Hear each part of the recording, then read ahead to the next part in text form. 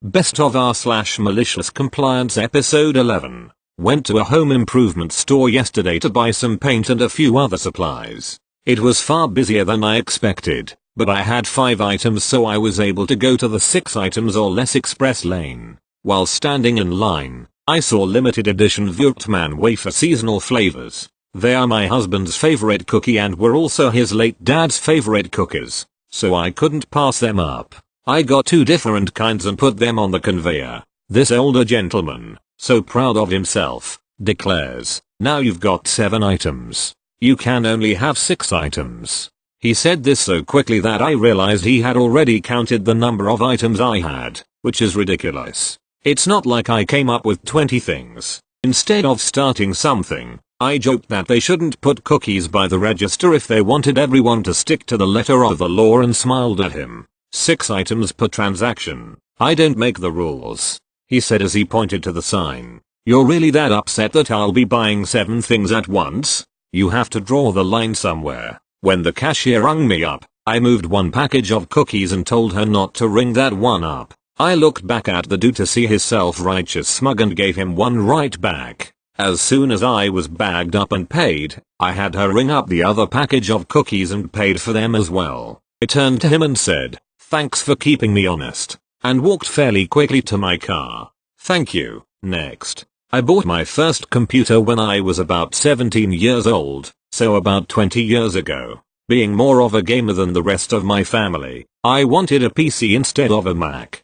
Very early on, I realized that my sisters wanted to use my computer and so I put my computer on password protection. At the same time, my sister was working at a data entry job and was offered the opportunity for some extra pay if she worked from home, which she wanted to do. The only issue was that she needed to use a PC as the software her work used could only be used on a PC. My parents basically told me that my sister was going to be using my computer regardless of whether I wanted her to or not.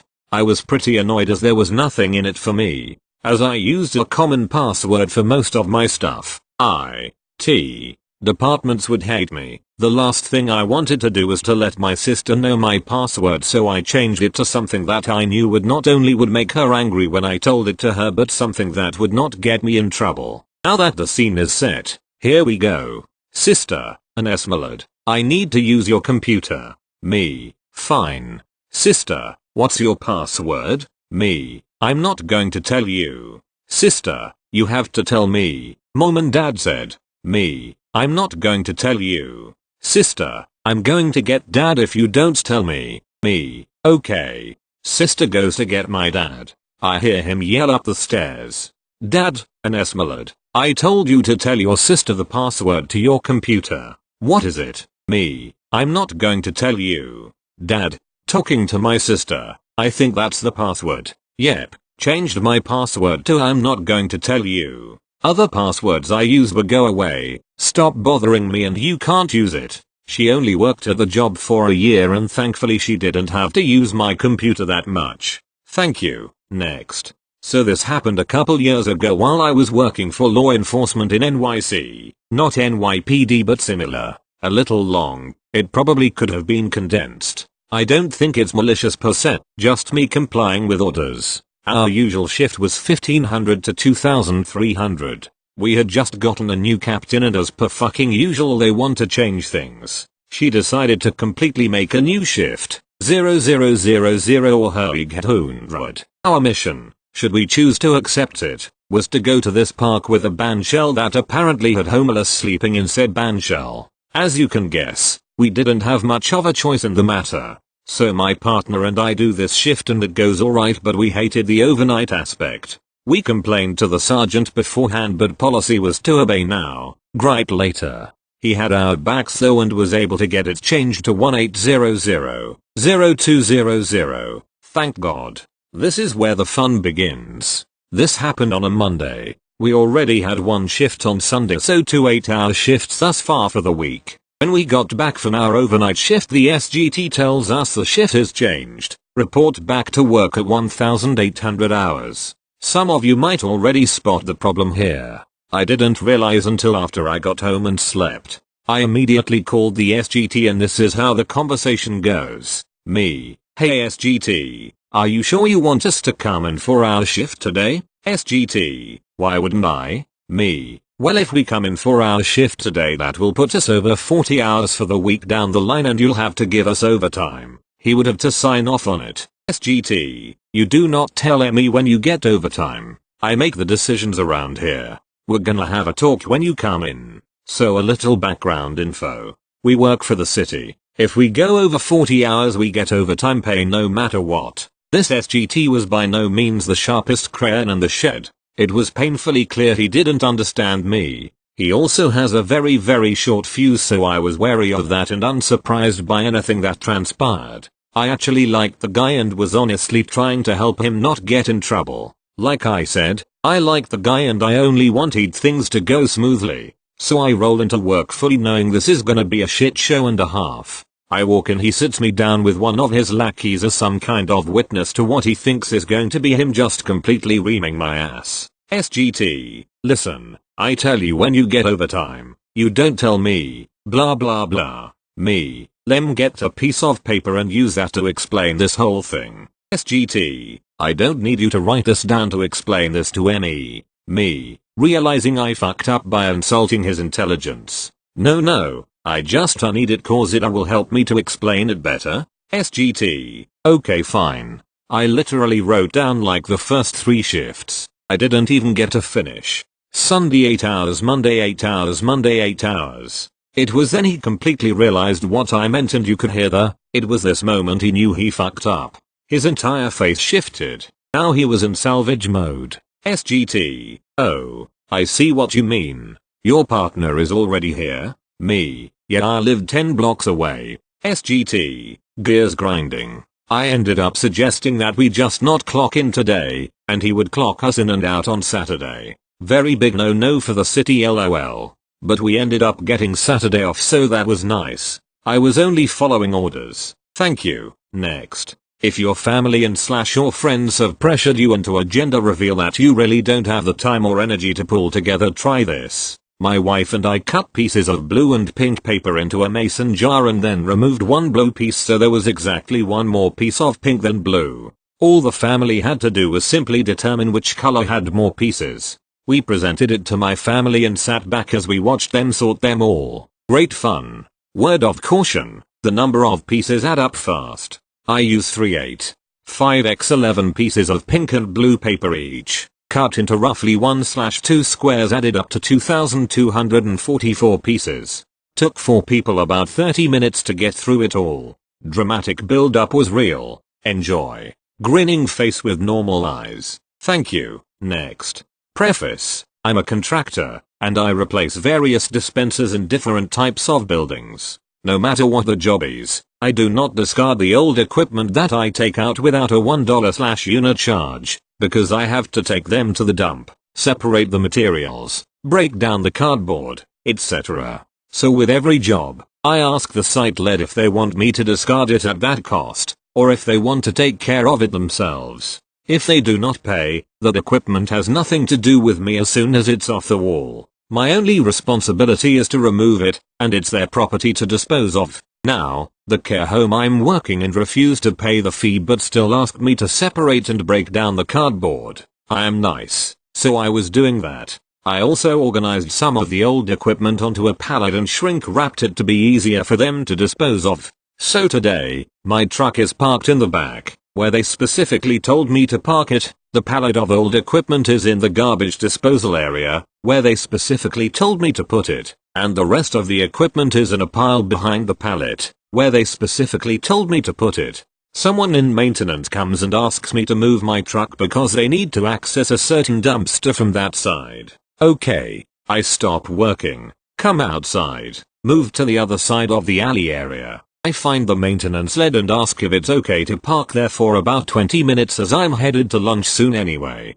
She says that's perfect. Cool. I'm headed back inside when a man in maintenance, who heard that conversation, stops me and says the pallet is in the way of a garbage can they need. I say I'm sorry, but that's nothing to do with me. It's not my equipment and I just have to put it where I'm told. He keeps insisting it needs to be moved. I'm a 110-pound woman with no super strength skills, to my knowledge, or pallet jack, so I'm not sure how he expects me to move a 600-pound pallet, and I tell him as much, and again remind him that is not my equipment and it's just been placed where I was instructed to place it after going out of my way to organize it for them.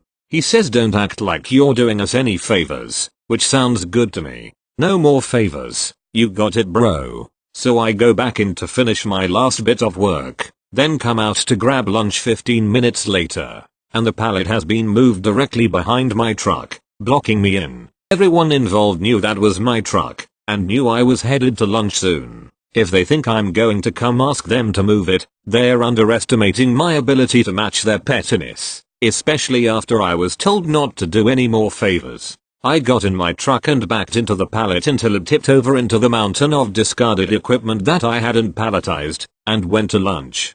Came back from lunch with a newfound freedom from giving a shit about whether the old equipment was the least bit organized. Before I was neatly stacking them to the best of my ability. Now I don't fucking care bro. I'm tossing shit wherever is easiest for me cause apparently it's just as inconvenient for them when I organize it.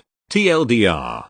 Job site wanted to be petty about me going out of my way to do them a favor and organize their garbage. Now they get to enjoy the mountain. P.S. This is only about a quarter of what I still have to take out. Thank you. Next. This story is a bit dated. In 2001 I got my first cell phone from AT&T so I could add an international calling plan to speak to my girlfriend, who was living overseas at the time, every day at a reasonable price. I got unlimited calls and texts for $40/month with the international plan for an extra $15/month and a new Nokia phone. Life went on without incident until one day in 2003 I got a monthly bill from AT&T for $1,300 instead of my normal $55. I called them immediately to find out what was going on. That's when I was informed that my $55/month deal was a special promotion associated with my contract, and now that my 2-year contract had expired I was paying the base rate again.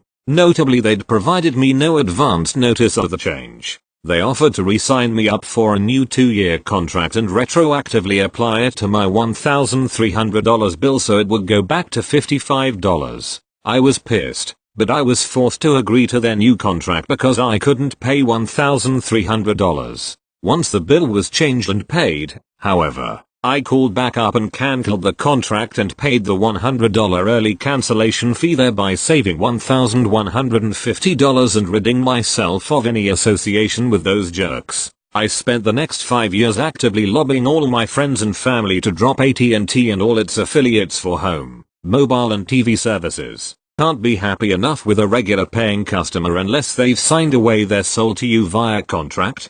F that. Thank you. Next. Obligatory. English is my second language. I apologize in advance for any errors or grammatical awkwardness. This also turned out much longer than expected. Oops. This is a fresh story stolen from my mom. Of course, it's fresh for me because I just heard it, but for her, it has been slowly brewing for long months. For the backstory, my mom works as a construction specialist for a rather tiny construction/real estate development company. It consists of less than 10 people, and that's including the owner, the cleaning lady, the owner's assistant, and an accountant. The amount of work they do construction-wise is astounding, but they don't hire any crew, they only get subcontracted until the project is finished. She creates detailed cost estimates, files tender offers for public projects, hires subcontractors, participates in bids, the list goes on. She has made everything work smoothly. Since my dad and her ex-husband hacked off decades ago and she never had anyone to help around the house, she often offered some small side jobs to her subcontractors. Broken window, the door needs fixing, faulty plumbing, no need for any pesky, crappy husband. One of the hired crew guys will be happy to help after work for a fare, regular customer rate plus some home-cooked dinner, coffee, and work-related gossip.